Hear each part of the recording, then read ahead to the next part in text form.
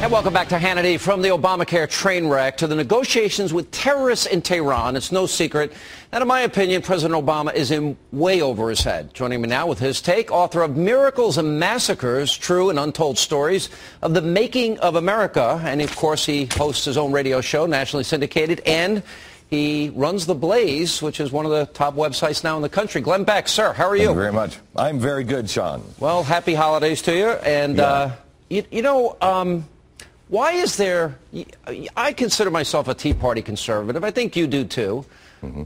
Why are the establishment Republicans now fighting the guys like Lee and Cruz and Rand and Marco? Well, why this divide? Really? You want me to answer that? I really want you. I'd love to.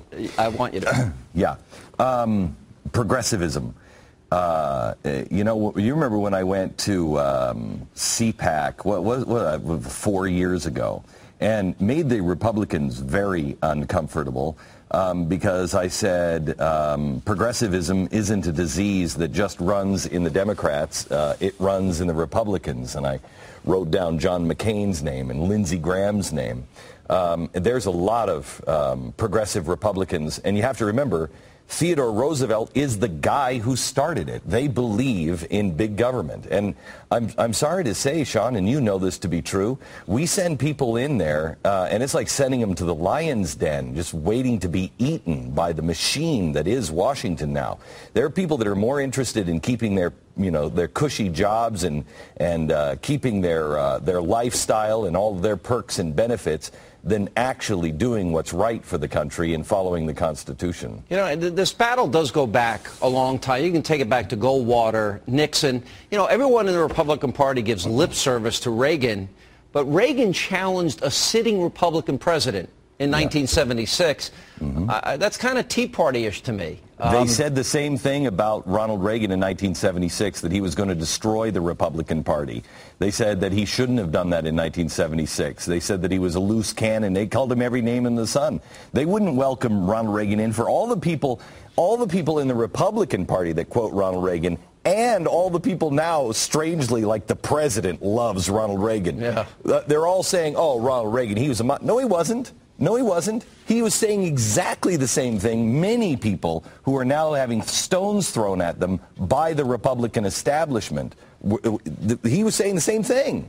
Yeah. When you look at the state of the economy, Obamacare, the disaster, the rise in the ever-growing government, deficits, debt, doubling of the people on welfare, what do you think in the privacy? I know you spend a lot of time reading, and you now have become a student of history. What do you think privately is going to happen to this country?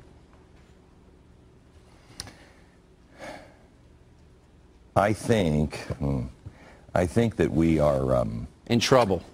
Yeah, and I think that we are in a situation that we will either rise to the occasion and be our best selves. I saw something that happened over the weekend, Sean, a poll that came out. I know you must have talked about it today. 70% of Americans don't trust each other. They think only 30% of this country you can trust. If that remains true, well, we then become Europe. We have to trust each other. We have to be our better selves. Otherwise, we break up and we never come back.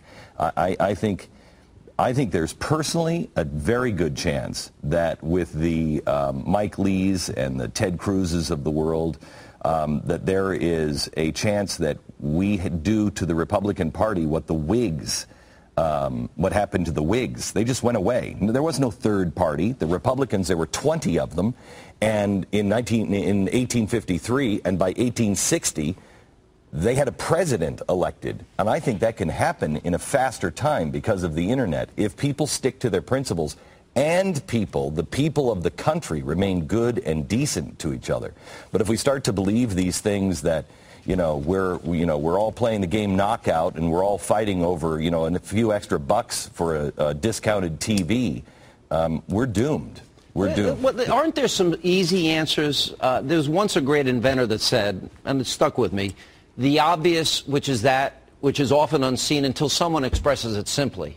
For example, in your book, I know you talk about a lot of people and you delve into history and stuff, Thomas Edison, et cetera. Mm-hmm.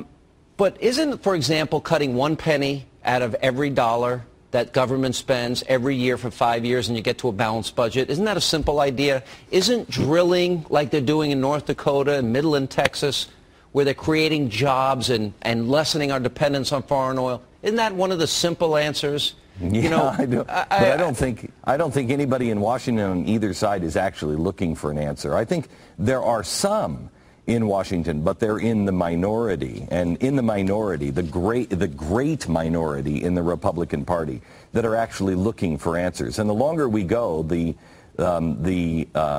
more simple, but the less easy those answers become. All right, we got to take a break. Much more with Glenn Beck coming up right after the break.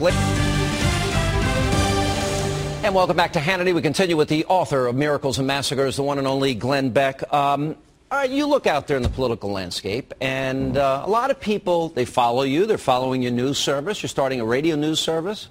You're a real entrepreneur, successful. I know because I've been using your studio and office. I've taken it over. You have been a great guest in our facilities and made a lot of friends, and I thank you. No, listen, you've been great. I appreciate you letting me, hijack your studio while my new one's being built. Not a problem. Just leave my office in decent shape when I come back. Yeah, by the way, there was a flood there the other day, but I'll tell you about that another time. You look at the political landscape. I look at the political landscape. I'm looking for somebody that I think could not only win an election, winning's important, but also govern the country in a way that would, I think, help us, get us on the right track, inspire people to use freedom in the right way.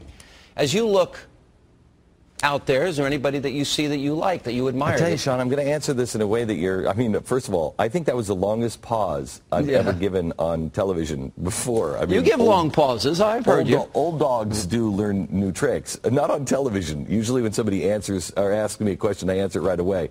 But I want to be very measured here on what I say. So let me answer things in a different way than probably where you want to go.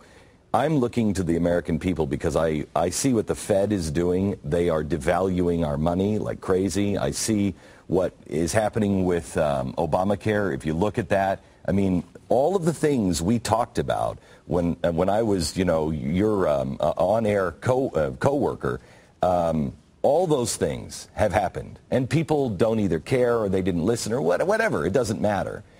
Other things that we talked about and other things that we're now seeing are going to happen. The dollar is not going to last. So what does the world look like?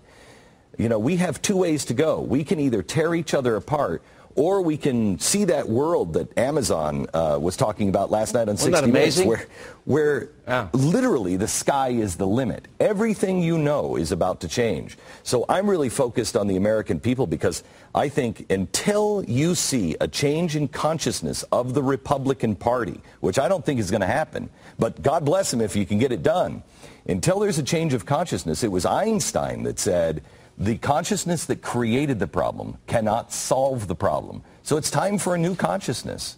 It's time. I don't disagree. Listen, I think there's got to be a solution. I've actually secured a website, Conservative Solution Caucus. And in January, I'm going to outline about 10 things. And by the way, if you want to contribute to it, I'd love to add your contributions. The top 10 things that would help get the country on the right path. Right. And, I'd like the conservatives to be the one to do it because I believe conservative solutions are better. Well, I will tell you this. I don't really care where the solutions come from. Me neither. I just want some solutions that actually, are based in eternal principles. I will tell you this, Sean.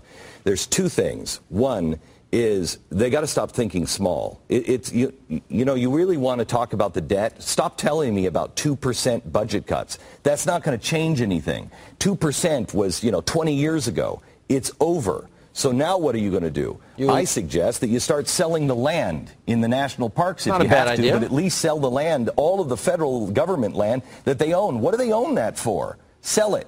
Get rid of it. They don't need it anymore. It's time to sell some things. It's time to go up to Alaska and drill in Alaska. And if they're not willing to build the pipeline and drill in Alaska, then it's time we sell it to somebody who will, because we've got to pay off our debt. The second thing that, if I may, in the book we talk about what happened in Athens, Tennessee. If you don't know the story of Athens, Tennessee, you need to know, because everything that happened in 1945 is happening again, except it's happening on a national scale. And you want to know why they're trying to silence you, take over your schools, take away your guns. You want to know why that's happening. And not just this administration, but the Republicans are also silencing the Tea Party through the IRS. You notice there's no big Republican outcry on that. You want to know why? Go read the solution that was found in Athens, Tennessee. That's why they have to make sure that you don't feel empowered at all. That was an incredible story about a corrupt sheriff and what happened when GIs came back home. Real quick, so you tell 12 stories in the book. Tell us quickly. Well, let me just tell you this. We tell the miracles and the massacres. This is Tokyo Rowe's actual microphone that she used in World War II. How'd you get that?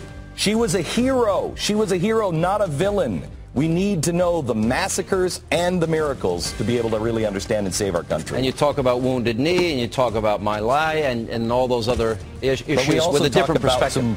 We also talk about some great things. The miracle that came out of Al Capone that you've never heard of. Right. Amazing stuff. Glenn Beck, thank you so much for being with us. Thank you, Sean. Appreciate it.